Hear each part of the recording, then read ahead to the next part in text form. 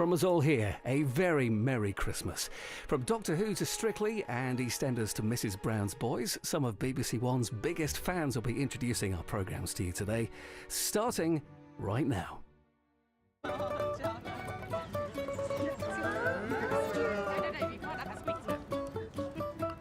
Now on BBC One, the Queen's Christmas broadcast.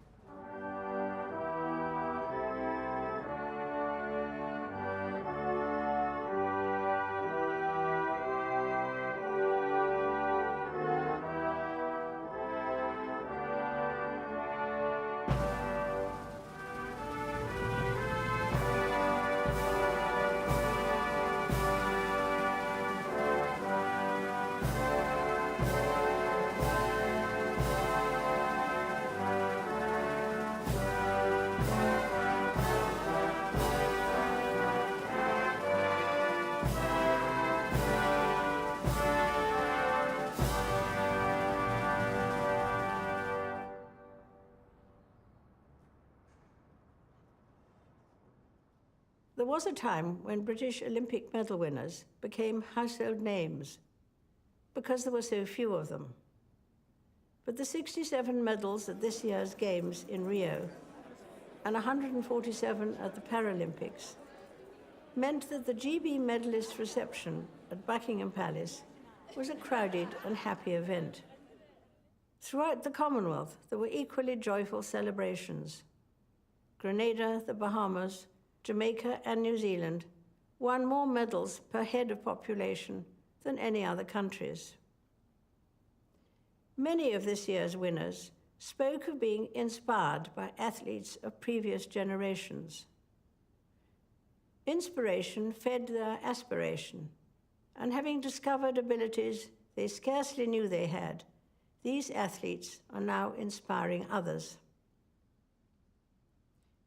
A few months ago, I saw inspiration of a different kind when I opened the new Cambridge base of the East Anglian Air Ambulance, where Prince William works as a helicopter pilot. It was not hard to be moved by the dedication of the highly skilled doctors, paramedics, and crew who are called out on average 5 times a day. But to be inspirational, you don't have to save lives or win medals. I often draw strength from meeting ordinary people doing extraordinary things. Volunteers, carers, community organizers, and good neighbors. Unsung heroes whose quiet dedication makes them special. They are an inspiration to those who know them, and their lives frequently embody a truth expressed by Mother Teresa, from this year Saint Teresa of Calcutta. She once said, "Not all of us can do great things, but we can do small things with great love." This has been the experience of 2 remarkable organizations, the Duke of Edinburgh's Award and the Prince's Trust, which are 60 and 40 years old this year.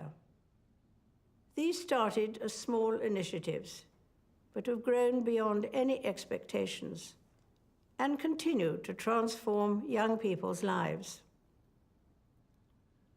To mark my 90th birthday, volunteers and supporters of the 600 charities of which I have been patron came to a lunch in the Mall. Many of these organizations are modest in size, but inspire me with the work they do.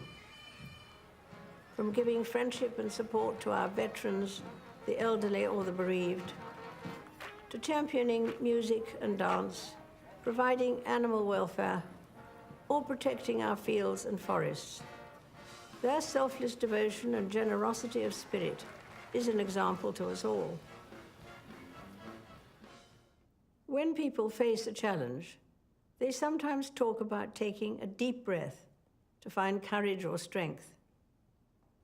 In fact, the word inspire literally means to breathe in. But even with the inspiration of others, it's understandable that we sometimes think the world's problems are so big that we can do little to help. On our own, we cannot end wars or wipe out injustice. But the cumulative impact of thousands of small acts of goodness can be bigger than we imagine. At Christmas, our attention is drawn to the birth of a baby some 2,000 years ago. It was the humblest of beginnings, and his parents, Joseph and Mary, did not think they were important. Jesus Christ lived obscurely for most of his life and never traveled far. He was maligned and rejected by many, though he had done no wrong. And yet billions of people now follow his teaching and find in him the guiding light for their lives. I am one of them because Christ's example helps me see the value of doing small things with great love, whoever does them, and whatever they themselves believe. The message of Christmas reminds us that inspiration is a gift to be given as well as received, and that love begins small but always grows. I wish you all a very happy Christmas.